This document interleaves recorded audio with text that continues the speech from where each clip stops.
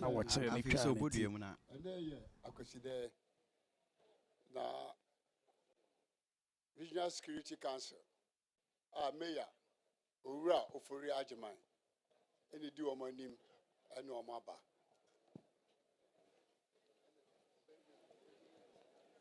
Penifo na ebechia yura no otumfo protocol officer na nasa ahene na abo wondin amrado ohwe Kumasi kropon badwa so na edikan Asante Memu Prosi Commander DCOP Emmanuel Teku Jotu anoso na yenuan mabambofo nka ye na ye ni diso sa me cha me madam ene Akwasidae tumfo aka chefo a wode krei ni puntuo ne kanko ene ne nananom bambo ede ya hye yensa ena yegina manimi ene Akwasidae ye baba beda yerwase dwumadi a ode maaye ne nhira ene na kwankyere yegusudi ye da na se ne yesa baba sre ne nsem nhira de aka ye nim ne doso ne nhira eka ye ho a yebetimi aye ama asanteman agina ye ye baya otumfo acha me madaroma ye kura ensem snap pentunsia brandy pentunsia whiskey pentunsia ye ba bo mu ade acha me bo mu ade tumfo aka chefo bo mu ade ahenka abo mu ade otumfo abo afo bo mu ade kwadwumfo bo mu ade tumfo tiniye fo bo mu ade echemne intahra bo mu ade phantom from for bo mu ade tumfo photographers bo mu ade woni ocho tumfo video bo mu ade tumfo bambo for me security bo mu ade ene odwampa ochiedua se yeba yabema yera ade toche na yebei mene tumfo akache for mo hwebambo so yegina REGSEC anemu ena yenam na say tumfo akache penny santimantem so for Honorable Dr. Amakohene odi enim deba na so dwumade bi edna kokopi nkran nti se yenyina na nemu na yemeye na mane na yefa ensom ne senti posi sadom penia or Santimantem Regional Police Commander Openia or share immigration so was Santimantem Regional Commander Immigrations odum judgment fire service almost regional commander wa commanding officer da staff ano ewo 4BN ono so wa ha ye catch penya or regional signals so ewa ha sa so na yetetefo adwuma for mpanyifo so ewa ha asisi mpanyifo eka ho na regional commander so ss menya na nem na mense otumfo achiame na nipa ohwe menshia division so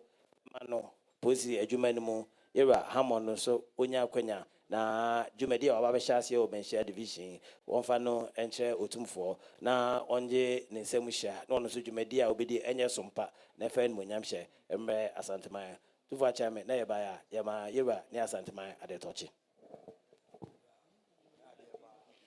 Miramisu Ebru, Daroma said, Onana said, no, say, Omujina, Regional Security Council, and name no Mujina. Daroma, Onana, Wakohin, Regional Minister, the media Nakopi and Crane, Senko, dear anymore. When Timmy a man were two Nana, so one impany for you anymore, and there, or no media there. Daroma, Edikan was as done over the mount, when Tino Muti baby, you may with the show Munsa Umugusudi, you be a coso, a quanch, and no pabunti, as that and over the mount, Umukoso sre. So Adaroma, Obesan Shra Umu, no futu, no aquantre. Said the Bay, the Umu Bia, so no, a bayan coso, Nedim Puntu Beba, Asantemem. Adaroma, Nana Nomsen, no Bidia da, Cromosem, Brunis, and Pentunsia, Brandy, Pentunsia, Whiskey, Pentunsia, Grandpa, Utia Dia, Adaroma, Obo Moadier, Wachame, Bo Moadier, Wahinqua Bo Moadier, Wacratch for Bo Moadier, Security Bo Moadier, Wabra for a Bo Moadier. Photographer Boman dear Quadrum Wadarma Echem Omunina Wadarma Omuboma dear Kanwebru. Then Penifua did I know no down wedi Wadarma edicho Penifufra Wabanso or the Aquanian so a natural so nona ever be frased Nijuma was antimam. Wadarma on Nana Numbaya the Omusian Nebru. Utum for the Masi or the Masi Papa. Regional Security Council.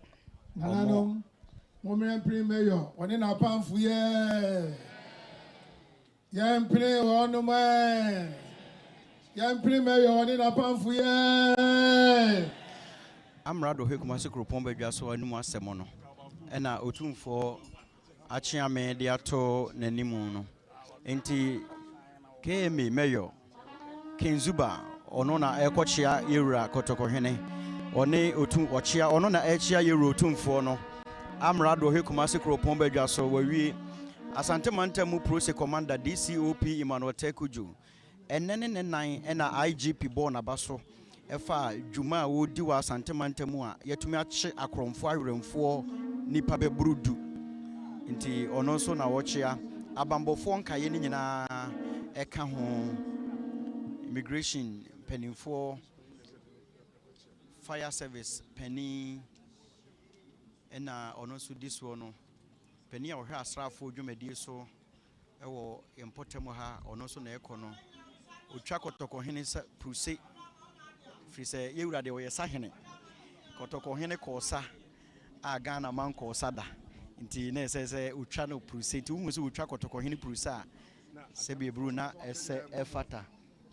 ese efata afi mpenifo nka ye ka ho no na echia yewura kotoko hene no ade bia se ya na se bebru ekono asanteman ne nso no ene ne mmerebo emu mepo mu abotan mu nipa nyina ye kotoko hene dia adwuma bia sa wo ye srafo wo ye hwan o yewura kotoko hene na se bibru osmo no nti dura da a na omo bechia kotoko hene ama na de toche no osre nhira bambo ne kwan hosan ma wo ho na wa ma yewura mu ene yo ene wosom minua odama wo hwese de regional otumfo na